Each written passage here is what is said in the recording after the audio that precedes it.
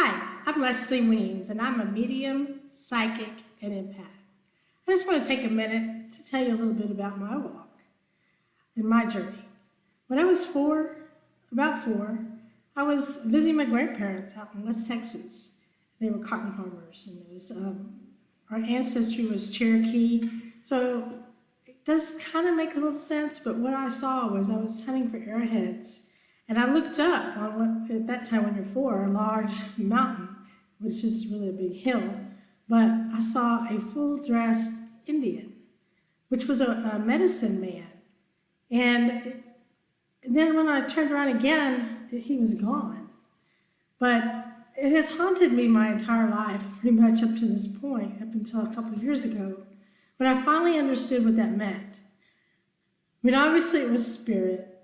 And I guess during the ages between 4, 5, 6, I had several different kinds of encounters. One with a spaceship, I remember, and I'm thinking, no, this is definitely crazy. But, at that time in your life, you just kind of shake it off and move on. But I had a very sick childhood. I was like the second worst allergy case in the United States. I was a leper, basically, paralyzed, couldn't walk for part of that. I had horrible asthma. I was allergic to everything under the sun. And, but when I had my asthma, most of the time it was like I just would have this tightness in my chest where I felt like someone was sitting on it and I couldn't breathe. I was scared of the dark. But as life goes on, I like a lot of you, I'm sure, it's very rare to have a perfect childhood anymore. But, I had a father that was an alcoholic, rageaholic, the whole drill. So it was very stressful environment back then, up until probably about, 6th or 7th grade when they finally got a divorce. But, I was constantly sick and I thought I was going to die. I would like peel because I was on such high experimental doses of cortisone. So I would peel from head to toe. I'd be just ashamed. Like when I was in 2nd, 3rd grade, I have to leave middle of the day because I would just start peeling because it was my skin trying to get well. But it was just an example of how suppressing things can really come out in your health. And but anyway, the moral of the story is that, I kind of got through that part, and then I just kind of dove right into, stuffed on my spirituality until probably my 20s, late 20s, and I remember going antiquing, and I found my first tarot cards, and I thought, wow, this is really cool, so I bought a Christian tarot book to go with these cards, and I started playing around with them. But during that time, I was always very much an overachiever. Type A personality, moving up the corporate ladder really fast. Things came easy for me during that time in my life. I mean, I always had the gift, my core gift, really spiritual, of knowing. I would know things and I wouldn't know why. So like I would see, and I could, technology. I was in the healthcare technology space, and I could see technology 10, 15 years ahead of my time. I even dealt with some of the engineers from NASA and developing certain things, but my timing was always off, and I never really understood it when it came to doing entrepreneurial things because, people would look at me like I was crazy because they were like, what is this? This is too good to be true. The money is perfect. I just don't believe this would work. But life goes on, and then I get promoted, I'd move up again, and I would put those things behind, and I just kept, moving and suppressing, I guess, a lot of myself, and I didn't realize it. Never felt like I really fit in for pretty much my whole life. And then when I was, during that same time, in my 20s, I would go see psychics. I was always curious about it, I started reading and I'd be curious about it. And they'd always bring up this Indian. And I'm like, what is the deal with the Indian, And so one person said, one psychic said that it was, there was this, our land, family land was haunted by this Indian chief that, and I was the only one that could release them. And I'm thinking, I don't understand, you know? And then I go on a couple more years, and then it was like another person, they said, hey, yeah, you were a very powerful medicine man in another life. And I'm thinking, okay. So then it's like I started doing my ancestry thinking, where is the deal? I didn't understand how much Indian, Native American that I really had in my background. I mean, you wouldn't think, right? So I discovered that on my dad and my mom's side, I have a lot of Native American. I have a lot of Cherokee, Choctaw, and Chickasaw are the ones that I found, and it goes way back. As well as I was related to Robert Lee, but hey, that's a whole other story. But as far as the Indian goes, I'll just kind of write out the end of that story. So basically, up until, you know, I've embraced my spirituality, I've embraced kind of gradually where I started seeing spirits, ghosts walking through walls. And then, you know, you're like, wow, I'm crazy. This is starting to feel really crazy. And then you would talk to somebody thinking, or you read up, you know, look online or read up and start researching it. And if it wasn't like in one case I was in Austin and I saw a man, an older man, and he was rocking in a rocking chair on the porch. And it ends up being he was a famous writer, poet in the Austin area. And then I saw soldiers from like during the American-Spanish War. And they were just roaming the riverbanks downtown in the city of Austin. Then I've been to like, you know, I'd go to like old ancient wineries and I would see, you know, a woman walking through the wall and you're like, wow, this is starting to be weird.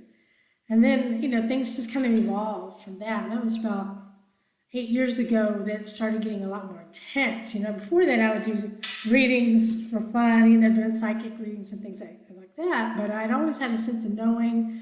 I always had a sense that, you know, where it was probably to my detriment, if you want to know the truth, because I always knew, you know, I could be having a conversation and I'd know, you know, having a big picture person, so I could connect dots from A to Z just immediately almost, and then, you know, I would know what somebody's going to say before they say it. And I would want to answer the question before they even ask the question. Or I want to, something that came to me out of the blue, like this crazy thought about what they were thinking, but they hadn't even asked the question yet. So they would get so annoyed with me because I wouldn't listen. And I was always that type A personality, not into nothing. And so I guess the biggest learning has been of late, where I've had to learn to be still, to focus, and to really go within. And, you know, I guess that, based on doing that, I figured out the Indian and what that was all about. Finally, the only way that I could free the Indian was to free myself.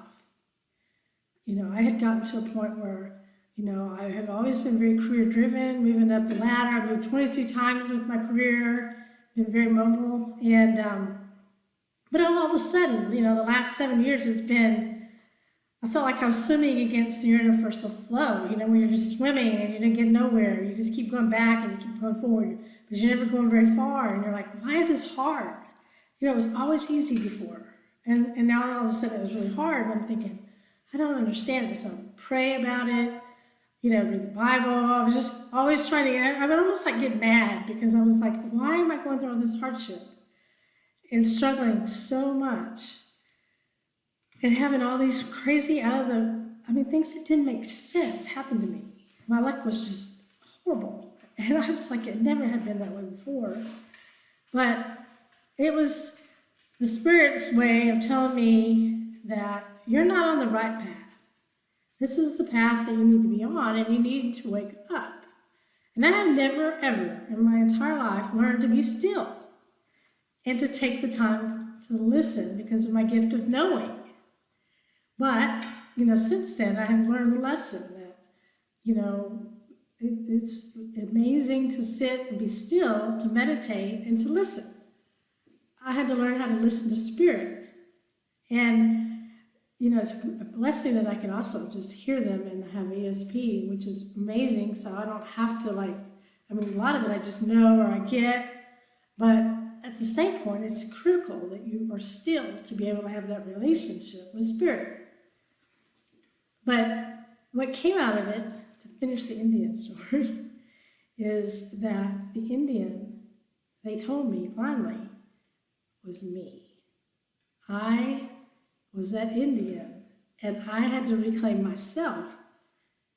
And so now it's like, wow, all these things are happening to me. It's been an amazing ride, amazing journey.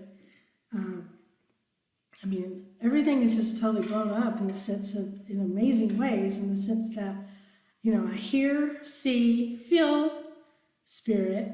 I also, for example, if somebody died, or even in today's time, psychically, if somebody has having heart problems or is going to have heart problems, I see it. I also, I can feel how someone died and things of that nature. I also have astral projection, so I can kind of go into future as well as remote viewing.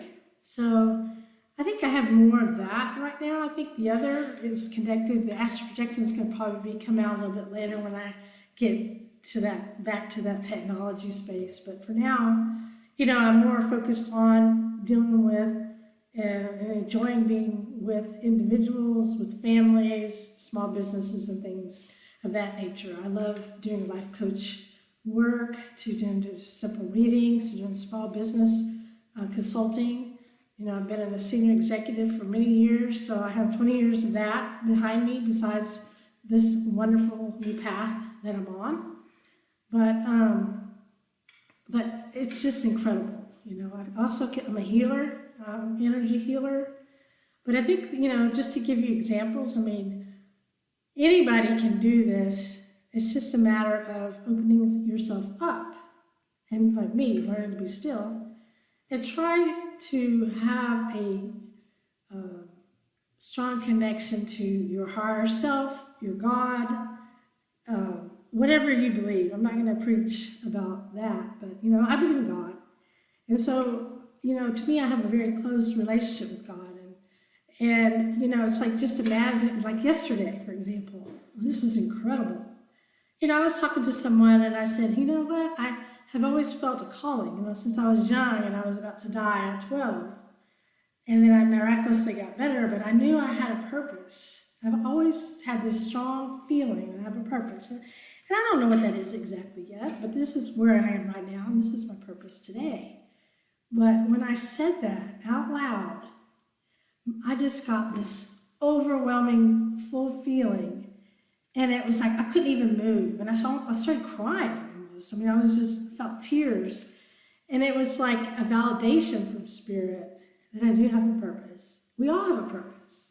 It's just all figuring out what that purpose is. But for me, I have learned and very passionate about, working with people with either doing healing, if it's just, maybe wanting to reconnect with your loved ones that have unfortunately passed away and now are in spirit, or, wanting to have some guidance as far as your life, your personal life, your career, or your business for that matter.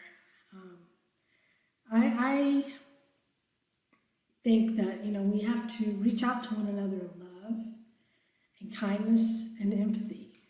And I think, you can continue, if you're feeling like I did and you were going down this path where you feel like you just keep swimming and you just can't seem to get ahead, whatever that looks like for you, then you got to really stop and think, do you want to continue to go down that path, or do you want to stop and either connect with your spirit guides or with someone like myself that can be a mediator between the two and kind of help you connect with your spirit guides or with your family and try to get peace with that so that you can start listening and driving forward where you're supposed to be.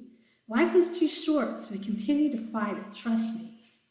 You need to really look at that. And I know my life is changing rapidly. It was like where everything was going the wrong way. I would have never in a million years thought from being in corporate world that I'd be sitting here today talking to you about this. I mean, people think I've absolutely lost my mind that have known me forever. Like, where did this come from? Because it's not like something you tell everybody. But now I'm telling the world. You know, I'm proud of it. I'm overjoyed with the blessings of these spiritual gifts, and the ability to help people is the most amazing, wonderful thing that anybody can do, and loving thing. But, you know, I won't belabor this. I could probably go on forever. But I just, you know, I think it's important that you really stop and try to get and meditate and try to connect with yourself, with your higher being or your spirits, and really start listening. You know, like for me, I see, hear, and all that. You know, like see, hear, feel, touch, remote viewing, so I can like see the past. I can see, like, say you're with your grandmother in the kitchen, or I can see events from, like, I'm looking out within a room. I can actually see and feel a lot of times what's going on. I can also look into your world today and see kind of what's going on. And I think the thing that has been the most rewarding, that I'm probably having the most fun and passionate about, is on the coaching side, because I'm just calling it coaching, but it's basically if somebody wants a life coaching type session or small business consulting session, then I will, find out who it is. I don't want to know anything about them. I just just book the appointment.